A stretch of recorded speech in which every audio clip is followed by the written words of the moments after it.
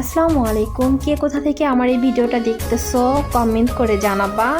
আজকে সকাল সকাল তাড়াতাড়ি করে রুমটা গুছিয়ে নিচ্ছি, কারণ আমার ছোট বোন আসবে, তাই ঝটপট করে রুমটা গুছাই নিছি অফ ক্যামেরাতে। তো এই দেখো, এটা হচ্ছে আমার রুম। বেশি কিছু নাই মোটামুটি, এবং বেলকনিতে দুইটা অ্যালোভেরা গাছ আছে, কয়েকদিন ধরে পানি দিই নাই, তো ভাবলাম আজকে তোমাদের সাথে পানি দেওয়াটা শেয়ার করি। দেখো, আমার গাছটা অনেক দিন ধরে পানি দেওয়া হয় না, তাই হচ্ছে কিরকম যেন একটা হয়ে গেছে, তাই হচ্ছে পানি দিতেছি। এখন আজকে কি রান্না করবো ভাবতেছি, তাই ফ্রিজ থেকে দুটা ইলিশ মাছ বের করলাম। মাছ দুটো পরিষ্কার করে কেটে নিয়ে আজকে ভাবতেছি ইলিশ মাছ রান্না করব। তো এখন কড়াইতে আজকে মুরগির মাংস রান্না করতেছি। আমার ছোট বোন আসবে, মুরগির মাংস রান্না করতেছি।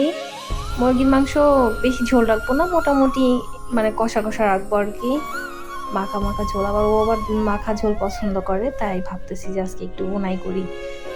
বেশিরভাগ সময় আলু দিয়ে রান্না করা হয়, তো আজকে হচ্ছে তোমাদের সাথে ভুনাটাই শেয়ার করি। তো আরও অনেক কিছু রান্না করবো, দেখতে থাকো আমার ভিডিওটা। অফ ক্যামেরায় পটলগুলো সুন্দর করে কেটে নিয়েছি।